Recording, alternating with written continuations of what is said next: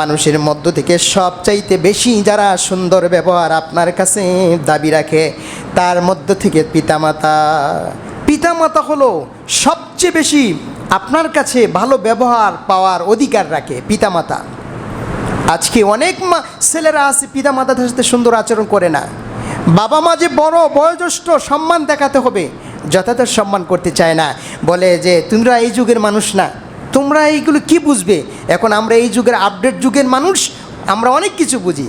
জি না, আপনি কখনো কঠিনকালেও আপনি আপনার বাবা মাকে কষ্ট দিয়ে কথা বলতে পারবেন না।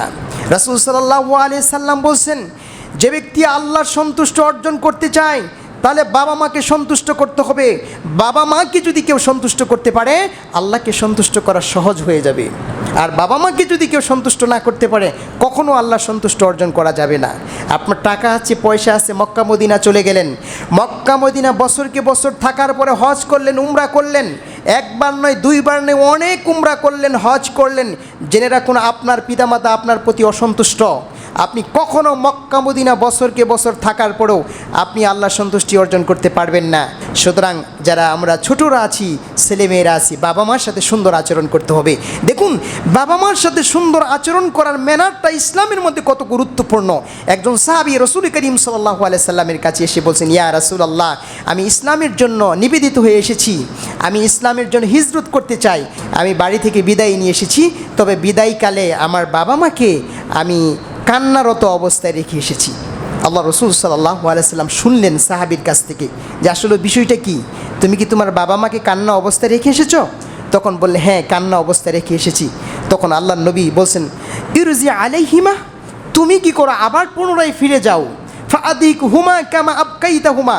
দেখেন হাদিসের ভাষাটা কেমন, যে তুমি যেভাবে তোমার বাবা মাকে মানে কান্নারত অবস্থায় রেখে এসেছ, ফাআদিক হুমা, তুমি কি আবার পুনরায় তুমি তোমার বাবা মাকে হাসাও। সুবহানাল্লাহ।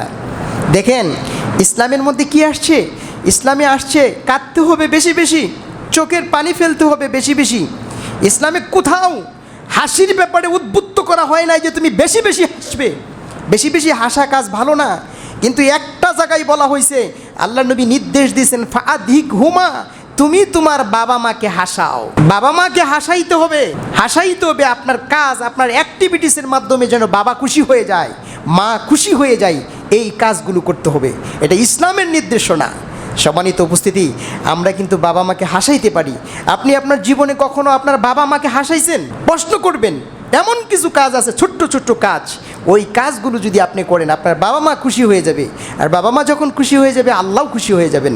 তার মধ্যে একটা কাজ হলো বাবা মার জন্য খুশি করার জন্য আমি একটা টিপস আপনাদেরকে বলি, যে এই যে আমাদের মায়েরা বাবারা অনেক সময় ফোন ব্যবহার করেন, মোবাইল ফোন ব্যবহার করে না? দেখবেন আপনি যদি মাঝে মাঝে মোবাইলটা একটু রিচার্জ করে দেন, 200-400 টাকা, 300-400-500 টাকা যদি রিচার্জ করে দেন, প্রয়োজন নাই তারপরও যদি রিচার্জ করে দেন, আপনি 500 টাকা রিচার্জ করে দিলেন, আপনার মা কিন্তু আরেকজনের কাছে বলবে যে আমার এই পাগল ছেলেটা এই যে দেখো টাকা ভরে দিয়েছে, মা কিন্তু খুব খুশি হয়ে যাবে। ছোট্ট ছোট্ট আমল, কিন্তু বাবা মা খুশি হয়ে যাবে। তারপরে এই যে প্রচণ্ড গরম এসে গেছে, আপনি গরমের সময় একটা এসি কিনে দেন, প্রচুর গরম লাগে, সুন্দর সুন্দর ছোটো ছোটো এসি পাওয়া যায়। তারপরে এরকম দেওয়ালি এসি আছে, তারপরে এমনিও ছোটো ছোটো এসি পাওয়া যায়, আপনি একটা এসির ব্যবস্থা করে দেন। এরকম অনেকগুলো ছোটো ছোটো কাজ আছে, বাবা মাকে খুশি করা যায়। আপনি তো আপনার স্ত্রীর জন্য অনেক কিছু কিনেন, প্রিয়জনের জন্য অনেক কিছু কিনেন, আপনি মাঝে মাঝে এমন একটা গিফট আপনি র্যাপিং করে মায়ের কাছে নেবেন। মায়ের কাছে নেওয়ার পরে মাকে বলবেন, মা গো দেখো আজকে তোমার জন্য কি নিয়ে এসেছি, এটা তুমি কিন্তু আনবক্সিং করবে, এটা তুমি খুলবে, দেখো তোমার জন্য কি এসেছি, কি নিয়ে এসেছি। দেখবেন মায়ের মনটা কিন্তু ভরে যাবে। ছোট্ট ছোট্ট কাজ, কিন্তু বাবা মাকে সন্তুষ্ট করা, হাসি দেওয়ার একটা মাধ্যম হলো। আল্লাহ রাব্বুল আলামিন যেন আমাদেরকে এই কাজটা করার তৌফিক দান করুক।